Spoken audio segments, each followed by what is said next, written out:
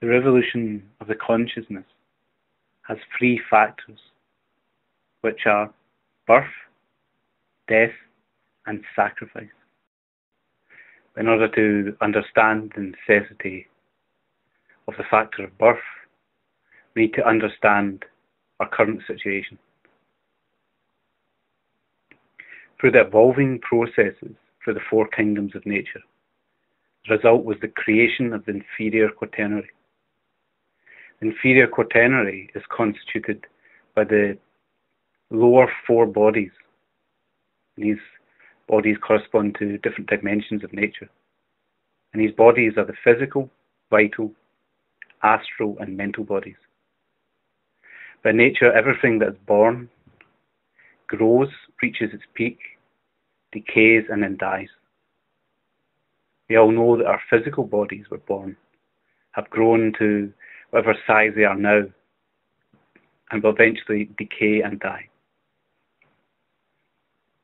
When we die, we discard the physical and vital bodies, but we still remain with the protoplasmic bodies, the astral and mental. But when we die and enter into new life with a new body, we bring with us those same old protoplasmic bodies we had in our past life, with all our old habits, feelings, desires, and ways of thinking.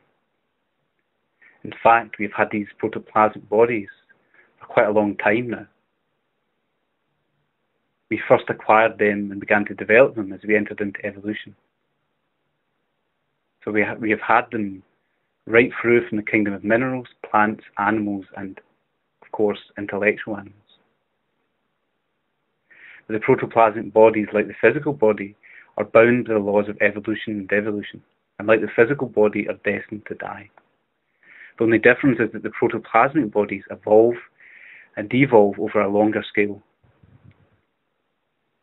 Due to the fact that the protoplasmic bodies are destined to die, we need to create superior vessels that are not bound by the laws of mechanical nature. A true human being does not possess the protoplasmic bodies. A true human being possesses something far superior. A true human being possesses the solar bodies. This is the solar astral body, the solar mental body, and the solar causal body. The causal body is the body of conscious will. Those solar bodies are not produced by mechanical nature, but produced by conscious works and precise science. This is the science of alchemy. But the laboratory of the great alchemists was not something outside ourselves in the physical world.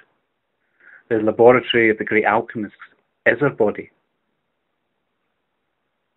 To create the solar bodies, the protoplasmic material is not used, but something far superior is used. Because within us are profound potentials, profound energies that, when harnessed in the right way, can be used for spiritual development and, of course, the creation of the solar bodies. There are many different types of energies and forces in the body. But the most profound energy that we have is the sexual energy. We all know the profound power of this force, because if it was not for its activity, we would not be born, we would not be alive.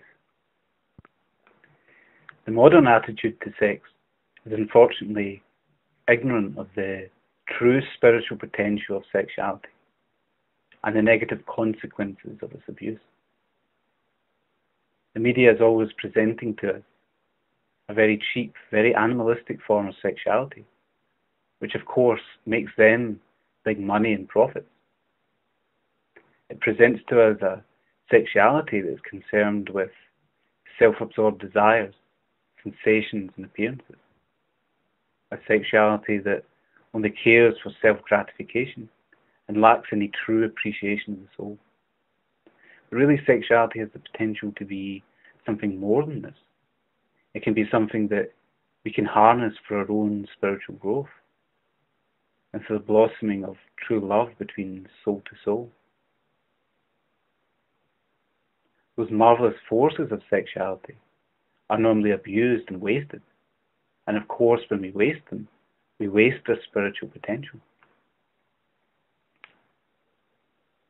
The vital body is the superior aspect of the physical body. The vital body is the energetic aspect of the physical body and corresponds to the fourth dimension. Within the vital body are certain currents, certain channels, which allow for the flow of vital energy. In yoga, these channels are called nadis, and there are thousands of these different nadis in the vital body. But in particular, there are three main ones of interest. These three main channels of interest are called Ida, Pingala, and Sushumna. The Sushumna is the central channel and corresponds to the physical spinal medulla. The other two channels, Ida and Pingala, both entwine around the central channel, the Sushumna.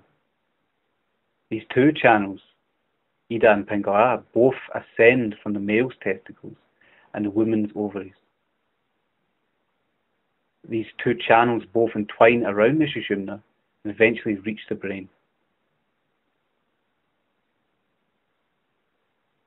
In Gnosis, we practice the science of sexual transmutation. Transmutation means to change from one substance into another. And if anyone has studied Albert Einstein, they'll know that matter and energy are the same thing, but different modifications. Energy can be converted into matter, and matter can be converted into energy. Likewise, our sexual matter can be converted into energy. When our sexual matter is transmuted into energy, these energies rise through the two nadis in the vital body, Ida and Pingala, and rise up to the brain. This transmuted sexual energy has immense capacities to regenerate us and enhance our capacities. The other nadi, the Sushumna channel, is a very special channel as it allows the flow of a very profound force. And this is the force of the Kundalini. The Kundalini is a very profound intelligence. It lies dormant within us all. It is an electric, fiery, occult power, the great pristine force which underlies all organic and inorganic matter. It has been called many names such as Mary, Isis, Tanansan, Shakti, Durga. It's the feminine intelligence of God. And Christianity is the feminine aspect of the Holy Spirit.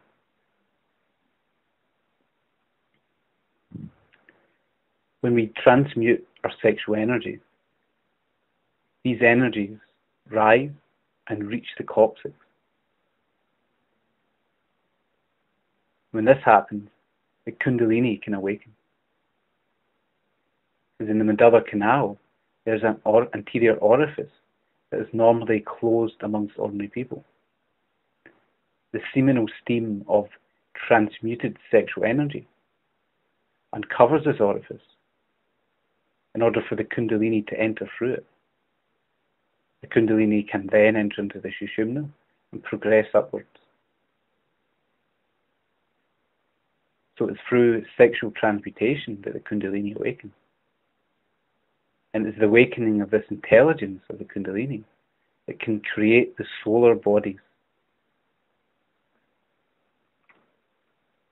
But the single practitioners of sexual transmutation can work with pranayama. But a single practitioner can only awaken sparks of Kundalini. And this is only a temporary experience. A single practitioner cannot enjoy the full awakening of the Kundalini, and they can't enjoy the creation of the solar bodies. It's only couples working with the perfect matrimony that can fully awaken the Kundalini and create the solar bodies. providing that they are pure enough. Because man and woman united have immense creative potential. But man and woman united not only have the capacity to create physically, but also have the capacity to create spiritually. And this is the creation of the solar body. Sex is a doorway, both to the superior worlds and to the inferior worlds. When man and woman are united sexually with purity, without indulging in sensation and the animal spasm, the orgasm, they open themselves up to the superior worlds. But when man and woman, or other, unite and ardently enjoy lust, reaching the spasm of the animal, they open themselves and their lives up to the inferior worlds. Man and woman united can only enjoy the awakening of the Kundalini and the creation of the solar body if they conduct themselves with immense respect and purity. The pinnacle of the lustful act is the spilling of the sexual forces, the orgasm. When the spasm is reached, all those Christic forces leave the body and darkness enters.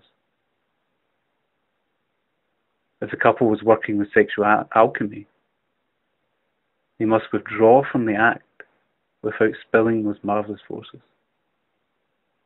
This withdrawal before reaching the spasm has immense power to transmute the sexual energy. This transmuted energy flows through Ida and Pingala and has immense power to awaken the Kundalini. But the Kundalini is not a mechanical force.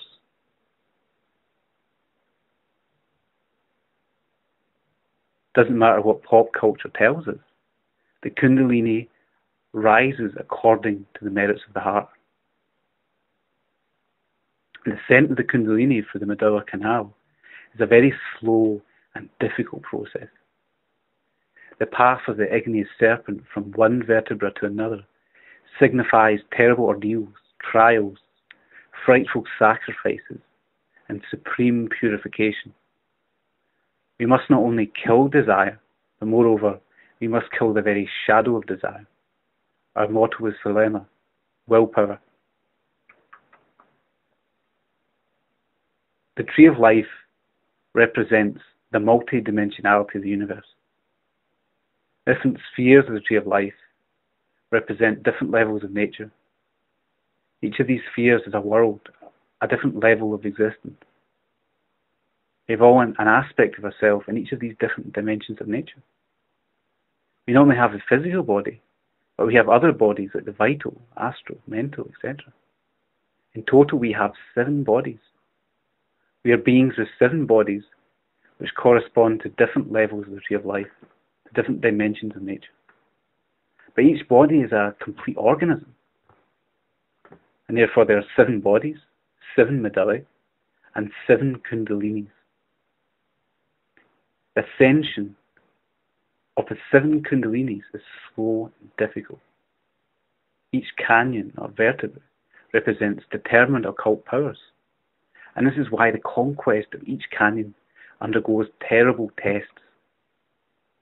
But if we want to become a true human being, we need the awakening of the Kundalini. It is this awakened divine intelligence that can create those solar bodies. And this is the factor of birth, because it's only with the creation of those bodies that the being can incarnate within us. The being cannot incarnate within us if we have the protoplasmic bodies, because the protoplasmic bodies cannot withstand the voltage and the power of the being. Only the solar bodies can. And the solar bodies are only created through sexual alchemy. The Kundalini is very demanding.